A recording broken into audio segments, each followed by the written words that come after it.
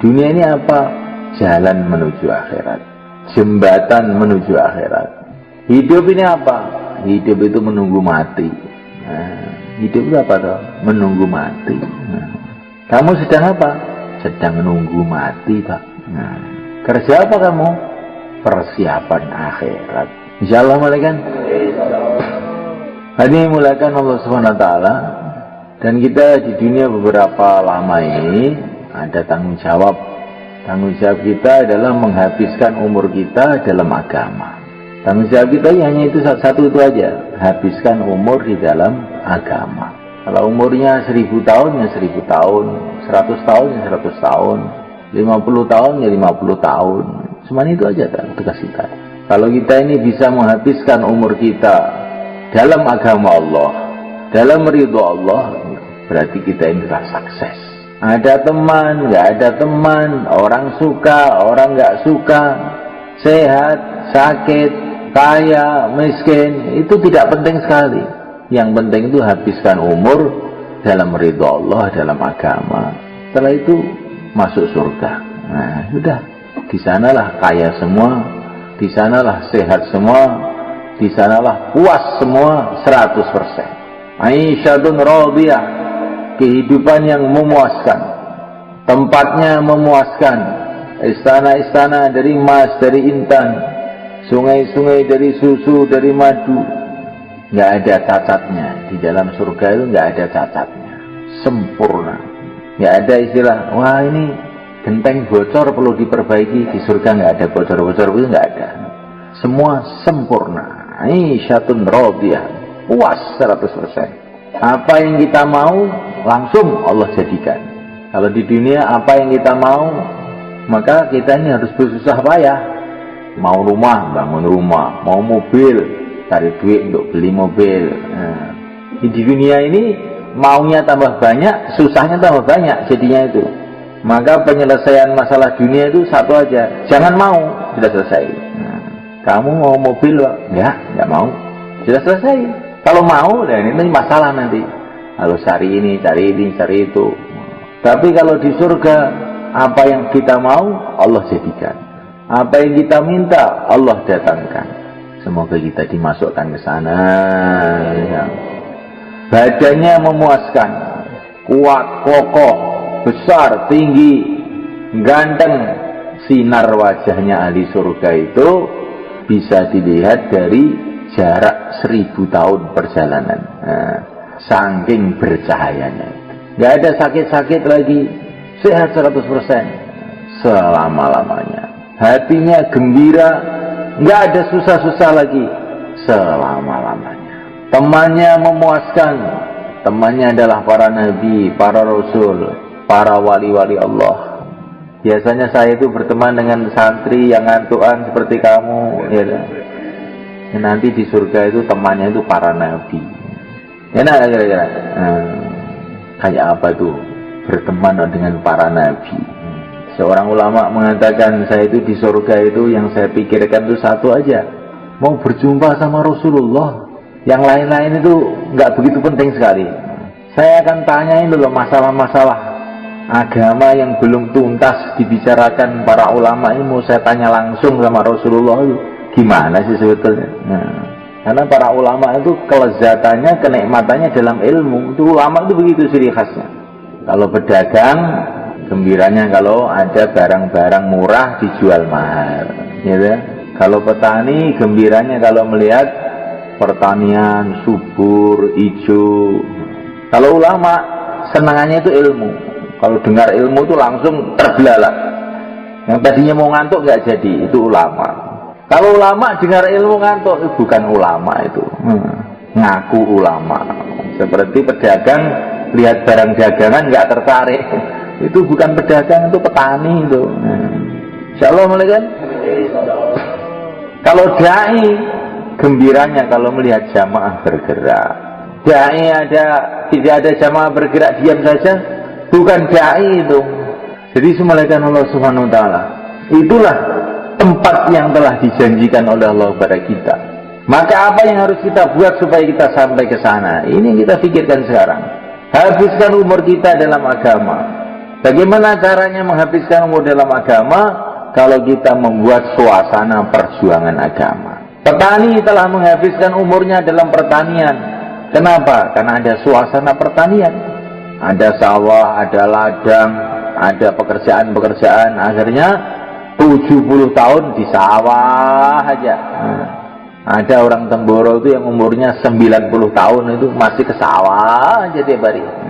Karena ada suasana sawah. Kalau kita ini ada suasana perjuangan agama, hidupkan amal masjid, hidupkan amal rumah, hidupkan usaha agama, pembentukan jamaah, 5 amal masjid, buat madrasah-madrasah. Ya kita akan bisa istiqomah dalam agama.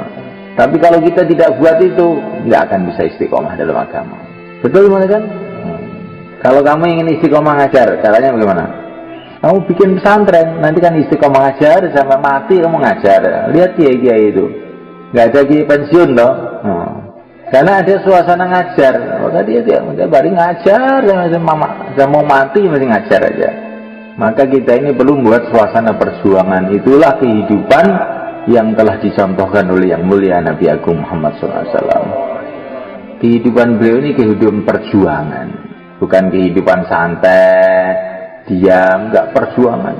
Lari sana, lari sini untuk usaha menghidupkan agama. Sampai akhirnya ketemu tempat yang sesuai, namanya Madinah Al-Munawwarah. Di sana banyak orang yang siap untuk membela agama. Orang-orang Madinah ini orang gembira dengan perjuangan. Wajib syukru alaina mada'a lillahi da'. Wajib kita syukur selagi masih ada orang dakwah. Itu semboyannya orang Madinah. Maka Nabi betah di sana. Karena Nabi itu dai. Betahnya itu kalau kumpul orang-orang dakwah. Siapa yang bisa betah dengan orang dakwah? Yang dai. Siapa yang bisa betah kumpul petani? Ya petani. Kalau pegawai negeri kau kumpul petani, nggak akan betah lama. Cuma lihat tok, orang mencangkul sambil dia melihat udara segar di sawah, dia sebentar terus pergi ke kantor. Kalau di kantor dia berhari-hari, berbulan-bulan kuat, karena dia ini pegawai negeri, bukan petani. Yang bisa betah di pesantren siapa? Ya santri. Namanya Allah Subhanahu Wa Taala. Maka kalau kita ingin betah di dalam agama, jadikan diri kita ini dai. Nanti kan betah dalam agama. Dengan izin Allah, dengan pertolongan Allah. Ini hari 17 Ramadan. Ini kalau di Mekah, itu biasanya di tempat guru saya, Said Muhammad, itu ada peringatan. Bukan peringatan nuzul Quran, peringatan hari Badar. Nah, 17 Ramadan ini perang Badar, di mana Allah telah mendatangkan pertolongan pada umat Islam. Sehingga tidak lama kemudian berbondong-bondong orang masuk Islam itu setelah Badar. Jadi semalaikan Allah Subhanahu Wa Taala. Ini Ramadan ini kita doa kepada Allah agar kita ini oleh Allah dibuka hatinya sehingga menghabiskan umur yang entah tinggal berapa hari ini nggak tahu untuk ridha Allah, untuk agama Allah. Insyaallah malaikan. Inilah pekerjaan yang terbesar. Tidak ada orang yang paling mulia, tidak ada orang yang paling cerdas, tidak ada orang yang paling berpengalaman melebihi yang mulia Nabi Agung Muhammad SAW. Ilmunya, kecerdasannya. Wa kulluhum min rasulillahi multamisun gharfan minal bahri aw rashfan minad diyami. Ini katanya Al-Busiri dalam Qasidah Burdah. Seluruh manusia itu, seluruh nabi, seluruh rasul itu bagaikan seciduk air dibandingkan lautan kalau dibandingkan dengan yang mulia Rasulullah SAW. Ilmunya yang tertinggi, pengalamannya yang tertinggi, naik 7 lapis langit sampai Sidratul Muntaha. Pokoknya Nabi kita ini Nabi yang tertinggi segala arahnya. Setelah beliau ini dikasih yang tertinggi segala arahnya itu, terus hidupnya untuk apa?